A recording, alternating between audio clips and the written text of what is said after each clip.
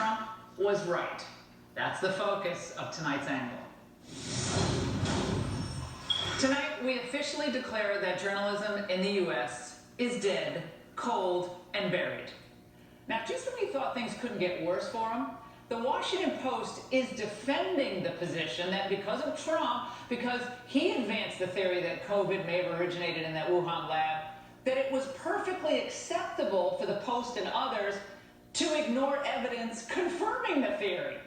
This is what they said in part. Some corners of the mainstream media overcorrected, Aaron Blake wrote. He went on to say that caution and skepticism were invited and very much warranted, even some of it led to oversimplification. Oversimplification? Skepticism? Oh, that's funny. Because as early as 15 months ago, the angle pretty much figured out that China was engaged in a cover-up. We're sitting around saying, oh yeah, we believe, oh, it could have been caused by a rabid bat. And, oh no, just because there was a level 4 lab in the vicinity, it couldn't have been. I just think, I'm surprised that you would say that, given what we know about China's pattern of lying about critical issues, Dr. Fauci.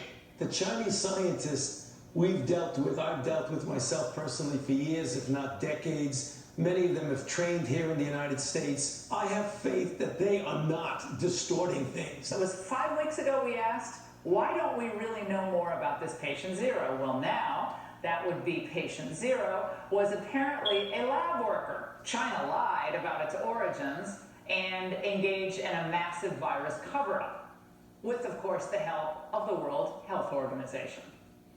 Now, this headline from Vox captured the coverage in March 2020. They labeled the lab leak theory a conspiracy and a rumor and claimed evidence to the contrary. Now, again, I want you to marinate in this for a moment. Because they hated Trump, the American media and their demigod, Anthony Fauci, gave a communist regime that enslaves millions of people the benefit of the doubt on an issue that led to worldwide death and economic ruin. Beyond the origins of COVID, though, we see now that Trump was pretty much right on every major issue facing America, while Democrats and their media propagandists were wrong. During the campaign, Trump repeatedly warned voters that if they chose Biden, things on the domestic and foreign policy front would start to unravel. Foreseeing how dangerous and disastrous these extended lockdowns would be for the economy, Trump urged all the governors to open their states. Virginia, they want to close down until the middle of June. We're opening our country, and I hope that the lockdown governors, I don't know why they continue to lock down, the ones that are most energetic about opening, they are doing tremendous business. Look at what's going on in Florida. It's incredible. The job the governor of Florida has done, it's incredible. The numbers they're doing, you've got to open it up. For that, he was called reckless and irresponsible, and of course anti-science for saying all that. And Biden, he wanted reopenings to mimic his own style. Very slow. So if it weren't for the red states like Texas, Florida, South Dakota, embarrassing the blue states, those blue states would probably still be in full lockdown. The undeniable fact is the top 12 states leading in job growth are run by Republican governors. And 17 of the top 20 led by GOP governors are doing a better job allowing Americans to return to work. States that remain locked down longer, California, New Jersey, Michigan, New York, are now dragging all of us down, the rest of our economy dragged down because of them. Now here's a list of complete jurisdictions where the unemployment rate is over 7%. Notice anything that they have in common? And after we've already spent nearly $3 trillion on COVID, Democrats still think we can spend our way out of this slowdown. But now they're running into an inflationary buzzsaw, something Larry Summers has been warning about now for months, and again in today's Washington Post. Now, Trump tried to warn them. Reopening the entire economy meant ending unemployment expansion and also getting kids back to school. I think you should absolutely open the schools. Our country's got to get back, and it's got to get back as soon as possible. And I don't consider our country coming back if the schools are closed. Oh boy, was he right. Yet Biden was so captive to the teachers' unions, He refused to demand that schools open, refused to refer to teachers as essential workers. Governors in Texas, Tennessee, Iowa, South Dakota, and Florida, others figured it out. It wasn't until well into this winter, though, that Biden and the Democrats finally gave in. That's only because they saw the political pressure building. Again, Trump warned us that the economy could not fully recover unless the kids were back in school. He was right. And of course, he was all too prescient about what Biden would do to our border. The open borders lobbyists that killed our fellow citizens with illegal drugs and gangs and crime that poured into our country, they support Biden.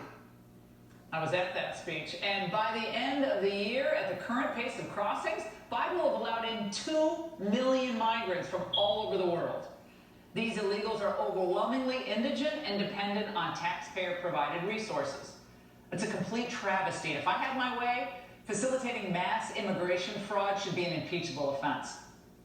Trump was right about how Democrats' anti-police rhetoric would make our streets more dangerous, too.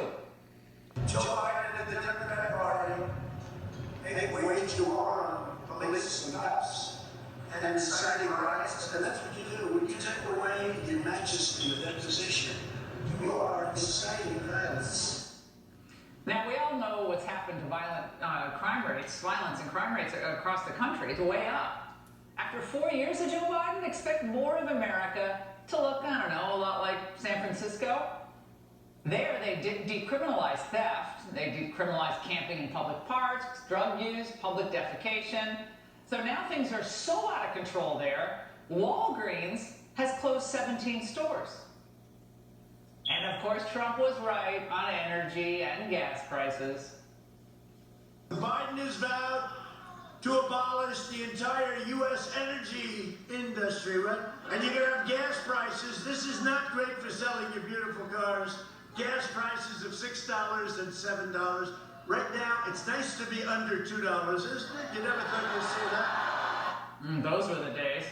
And let's not forget that Trump's predictive powers extended to foreign policy as well. If Biden wins, China wins. A lot of people have known it for a long time. Who's done nothing but betray you for 47 years. Sell out to China. China owns him. Sell out to Big Pharma. And sell out to foreign countries. The only thing he cares about is political power. Now, Trump recognized that dealing with China was the most important issue and also understood that other countries aren't that interested in helping us. So he focused on getting leverage over our trading partners, including China, and using that leverage to improve the terms of trade. That meant pressuring multinational corporations to create more jobs in the U.S. of A. And finally, he understood that we shouldn't squander our influence in the Middle East. So sending Secretary of State Tony Blinken there today means that Biden's foreign policy is essentially dead in the water. While the Secretary of State is busy untangling knots over there, the rest of the deep state's just going to go back to doing nothing on the CCP or any other issues. We saw this playbook all through the Bush and Obama years, and now it looks like we're just back to that. But if Trump were still president, the situation in Israel would be more stable, and we would have significant leverage over China. We could do a week on shows just on this topic of how Trump was right. From the Russia collusion lie, to the work of the deep state cabal, to vaccines, to cancel culture, to critical race theory, he was right. The Democrats weren't just wrong, though. The media wasn't just wrong. They lied, and they lied repeatedly. And that's the angle. Join me